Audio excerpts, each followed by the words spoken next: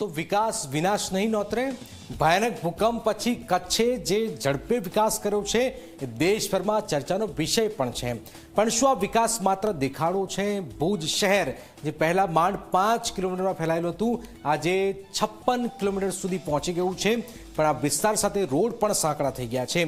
ગેરકાયદેસર બાંધકામો, ફૂટપાથનું નામો નિશાન નહીં, બેફામ પાર્કિંગ સૌથી મોટો મુદ્દો, તંત્રનું મૌન।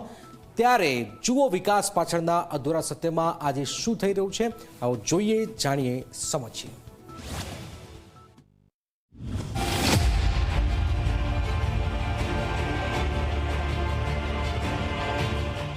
આ છે ભુજનો હોસ્પિટલ રોડ કે જેને 4 લેનનો હાઈવે બનાવવાની વાતો થઈ હતી, પણ આજે અહીં 2 ગાડીઓ પણ મુશ્કેલીથી પસાર થાય છે।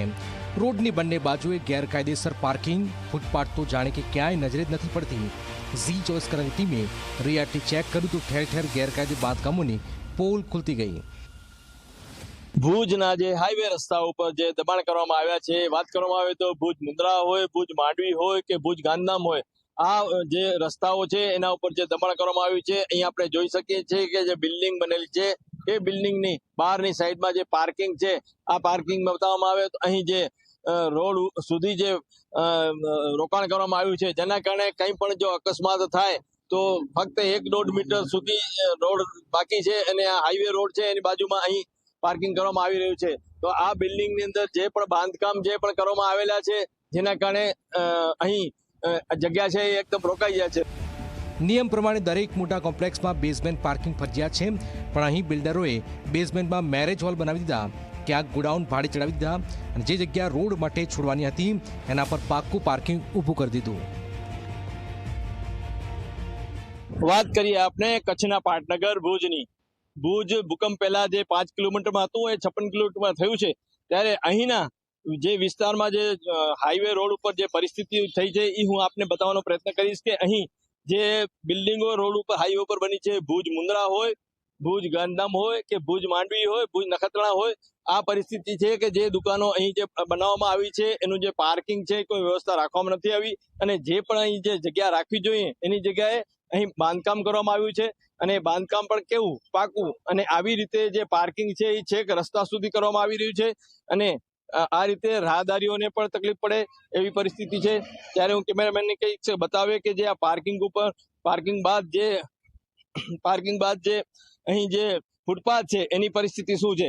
આવી રીતે ઢાળ કરવામાં આવ્યો છે અને આ ઢાળની અંદર લોકોને ચાલવામાં કેટલી બધી મુશ્કેલી થતી હોય છે। નિયમો કહે છે કે મુખ્ય રોડની બાજુએ ઓછામાં ઓછી 15 મીટર જગ્યા ખાલી રાખવી જોઈએ, પણ અહીં તો માંડ 2 મીટર બચી છે। વિપક્ષ કોંગ્રેસે શાસક પક્ષ અને અધિકારીઓ પર ભ્રષ્ટાચારનો સીધો આરોપ લગાવ્યો। જ્યાં જ્યાં પૈસાના વ્યવહારો થયા છે ત્યાં નિયમોને નેવી મૂકી મંજૂરીઓ અપાઈ છે, એટલે ક્યાંય કોઈ નિયમો જળવાયા નથી। કોઈ કોમર્શિયલ જેટલા બાંધકામો થયા એમાં પાર્કિંગની સગવડના કોઈ ઠેકાણા નથી, ફાયરની સગવડ ક્યાંય, અને બિલ્ડરોએ મન ફાવે તે રીતે બાંધકામો કરી અને વેચી અને પોતાના અને ભાડાના અધિકારીઓના ખિસ્સા ભર્યા છે। હવે આપણે વાત કરીએ તો ભુજમાં જે કોલેજ રોડ છે, માંડવી રોડ છે, મુન્દ્રા રોડ છે કે ગાંધીધામ રોડ છે, એ બધી જગ્યાએ કોમર્શિયલ કોમ્પ્લેક્સમાં અંડરગ્રાઉન્ડ પાર્કિંગ જ્યાં જ્યાં રાખવામાં આવ્યું છે ત્યાં પણ બાંધકામ કમ્પ્લીશન મળી ગયા પછી એ નીચેના હોલ બનાવી અને ભાડે આપી દેવામાં આવે છે કે વેચી નાખવામાં આવે છે અને પાર્કિંગ બહાર કરવામાં આવી રહ્યું છે। જ્યારે અમે માર્ગ અને મકાન વિભાગના અધિકારીઓનો જવાબ માંગ્યો તો જુઓ શું થયું।